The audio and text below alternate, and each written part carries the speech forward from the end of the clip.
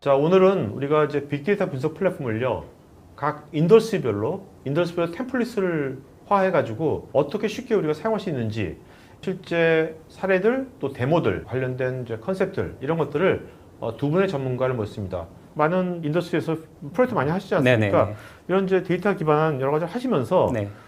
가장 좀 유용했다. 네. 그런 건 좀 어떤 거였습니까? 가장 아쉬운 거는 데이터에 대해 결국은 모든 게 데이터를 가지고 진행을 하는 건데 그렇죠. 실제 고객분들을 딱 만나보면 우리는 예지정비 분석을 하고 싶어 그러면 예지정비를 얘기를 하시면서 데이터 관련된 부분을 관리를 안 하고 계세요. 문제될 때의 데이터만 가지고 계시더라고요. 실제 이제 그런 곳에 이제 저희가 가서 데이터를 다시 수집할 수 있는 영역과 통합할 수 있는 부분들에 네. 대한 부분을 가이드를 해드리고 여러 곳에 있는 정보들, 다양한 데이터들을 하나로 모은 다음에 분석까지 처리를 해줬을 때 엄청나게 좋은 효과가 발생을 됐거든요. 네. 10년 전에는 모은 데이터를 가지고 BI라고 하는 비즈니스 인텔리전스라고 하는 솔루션의 데이터들을 모아서 데이터를 보는 시각화해서 분석하는 형태들을 많이 진행을 했거든요. 그 현재는 그렇게 모인 데이터에 대한 부분을 분석해서 머신러닝까지 진행하는 형태가 됐거든요. 사실 근데 그동안 우리가 네. IT 기술을 쓰면 사실 애플리케이션 관점에서 우리가 봤잖아요. 네. 사실 데이터 관점을 잘 안 보게 되잖아요, 우리가요. 네. 네. 이제 우리가 모든 일을 할 때 데이터 중심으로 보는 관점이 되게 중요한 것 같아요.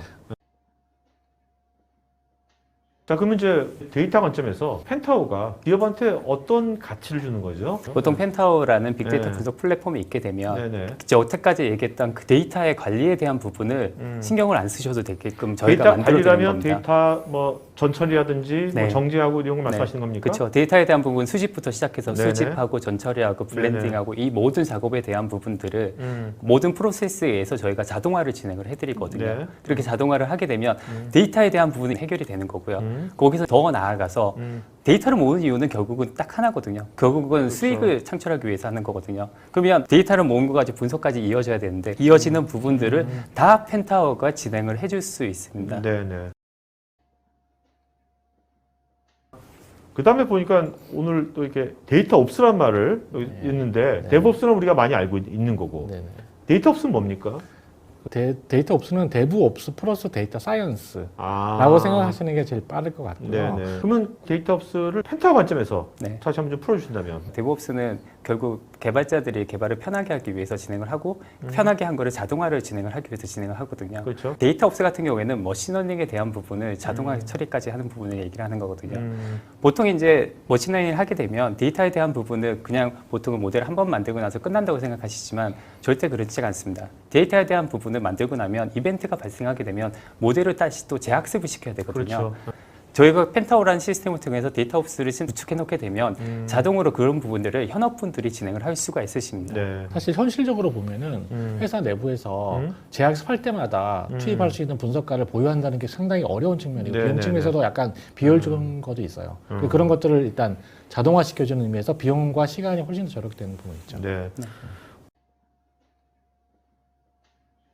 그 펜타워만의 뭐 어떤 유니크한 어떤 그 피처라든지 그런 게 있다면 어떤 거가 있을까요? 펜타워의 가장 큰 특징 같은 경우에는 엔터프라이즈급입니다. 그러다 보니 다양한 형태에 있는 엔터프라이즈급 데이터에 대한 부분을 수집할 수 있는 기능들이 아주 안정적인 기능들을 제공을 하고 있고요. 네. 그 다음에 사용자들이 가장 많이 요구하는 R과 파이썬에 대한 부분을 자동화할 수 있는 부분도 포함이 되어 있습니다. 네. 그리고 이런 많은 것들을 예전에 다 스크립트로 처리를 하고 계시거든요. 그렇게 되면 당연히 또 데이터 엔지니어에 많은 리소스가 필요하게 되잖아요. 네. 그런 부분에 대한 것들 GUI를 통해서 바로 펜타워에 올려서 자동으로 데이터를 가져오고 블렌딩 처리하고 그러니까 펜타워 안에서 다 부분들을 끝나는구나. 그냥. 펜타워 내에서 다 네. 자동으로 해드릴 수가 있습니다. 네. 머신러닝 자동 오토ML이라는 건 어떤 기능입니까? 보통 이제 저희가 알파이썬을 쓰는 것 중에 제일 많이 쓰는 것 중에 하나가 머신러닝 알고리즘을 써서 네. 예측을 한다든지 분석을 하기 위한 건데 알고리즘이 워낙 많다 보니까 오토매틱 머신러닝이라는 개념들이 생겨가기 시작했어요. 그래서 우리가 이 분석은 이런 알고리즘을 해야지 하고 선택하는 게 아니고 자동으로 수백 개의 그 알고리즘을 그냥 다 한꺼번에 만들어 버립니다. 그걸 가지고. 네. 그래서 그 중에 랭킹을 매겨가지고 제일 좋은 걸 뭐 선택해서 이걸 가지고 예측을 한다든지 네. 자동으로 만들어주는 네. 그런 역할을 하고 있고요. 그런데 그런 걸 사용을 하기 위해서는 보통 대부분 R이나 파이썬에 있는 라이브러리를 가지고 구현을 하거든요. 네네. 그래서 알파이썬의 머신러닝 라이브러리 지원이 좀 중요한 부분 중 하나라고 말씀드립니다. 산업별 아까 템플릿이 있다고 했잖아요. 네네네. 왜 만드신 겁니까? 여태까지 항상 모든 분석하는 회사들을 보면 머신러닝도 가능하고 모든 분야이 다 가능합니다. 하지만 실제적으로 데이터를 가지고 보여달라고 하면 데이터를 주셔야 되고요. 뭘 하셔야 되고요. 실제 저희 PUC를 해야 되고요. 이런 식으로 되거든요. 네네. 근데 저희 같은 경우에는 실제 그거에 대한 에셋을 모든 걸 다 가지고 있기 때문에 바로 가서 시연을 해서 보여드릴 수가 있습니다. 고객들 입장에서는 네. 머신러닝도 좋고 데이터 플랫폼도 좋은데 이걸 가지고 뭘 할 수 있는지에 대한 청사진을 볼 필요가 있거든요. 일반 IT나 현업 있는 분들이나 이 데이터를 모델링하고 네네. 어떤 알고리즘을 써야 될지 사실 그 잘 아는 분들은 거의 없거든요. 맞습니다. 뭐다 김 박사님 같은 또 사람이 있는 것도 아니고 어떤 기업에서. 네네네. 네. 그럴 때 이제 유용하겠네요. 네네. 그리고 또 실제로 이제 뭔가 적용하려면은 결국 시간과 비용을 들여야 되는데 그냥 이제 처음부터 시작하는 거랑 이런 네. 템플릿을 바탕으로 시작하는 거랑은 네. 확실하게 비용과 시간에 대한 효율성이 높죠.